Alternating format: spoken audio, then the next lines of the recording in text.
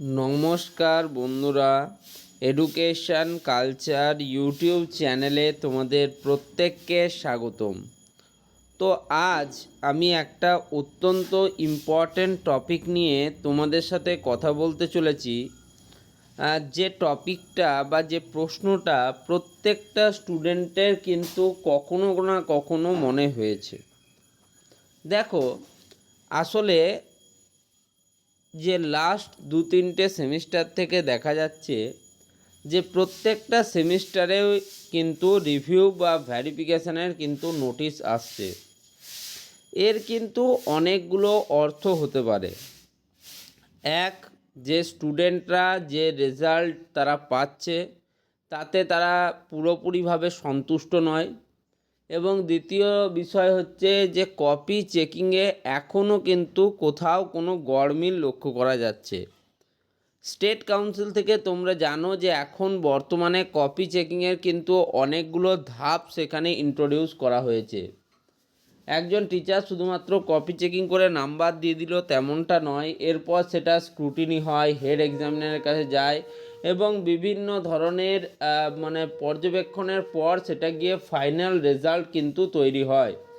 তাহলে যদি এত কিছুই প্রক্রিয়া চলে তাহলেও রেজাল্টে এত গরমিল থাকছে কেন?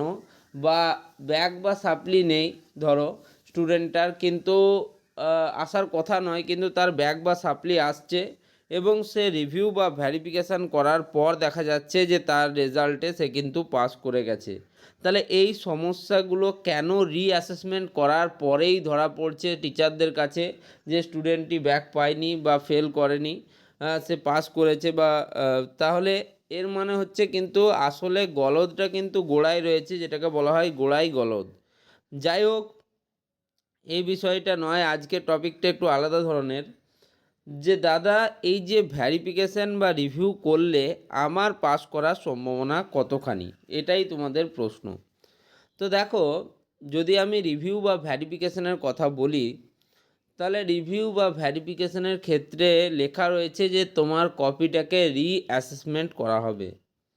এখানে রিঅ্যাসেসমেন্টের কথা যতই বলুক না কেন, তারা শুধুমাত্র তোমার কপিটা দেখবে।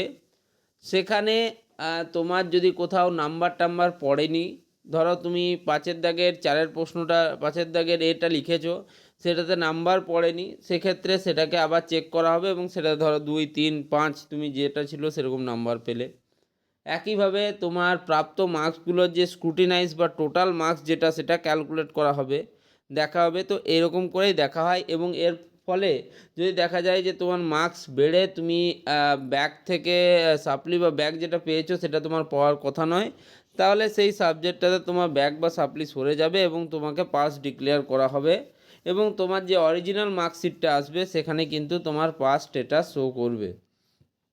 কিন্তু একটা কথা বলে রাখি, যারা পরীক্ষাতে ভালোভাবে লেখোয়নি, যাদের প্রিপারেশনই ছিল না, তারা যদি ভাবো যে রিভিউ করে আমরা পাস করে যাব বা আমাদের ব্যাকটা সরে যাবে, তারা কিন্তু অত্যন্ত ভুল ভাবছো।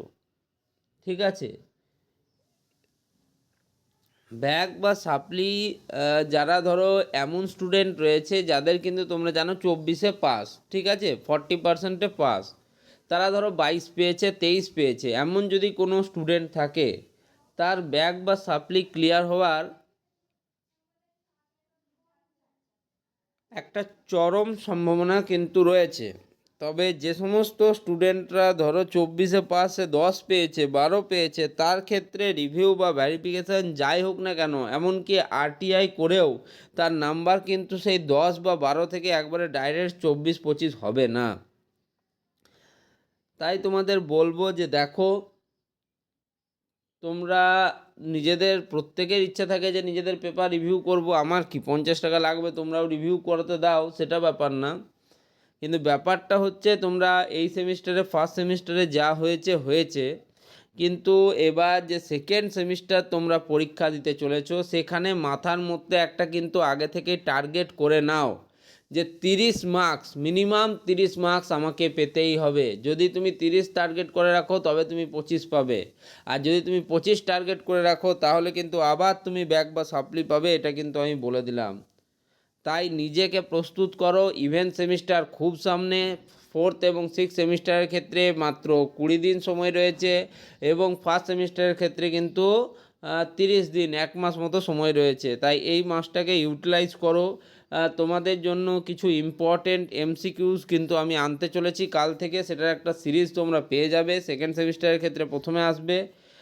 তো যাই হোক, সেই ভিডিওগুলো দেখো এবং নিজের নলেজকে এনহান্স করে বেসিকগুলোকে ক্লিয়ার করো। তাহলে এই যে আজ তুমি ভ্যারিফিকেশনের জন্য দৌড়াতে চাইছো, রিভিউয়ের জন্য দৌড়াতে চাইছো, সেগুলো তোমাকে করতে হবে না। তো এই ভিডিওটা এখানেই শেষ করছি। ধন্যবাদ।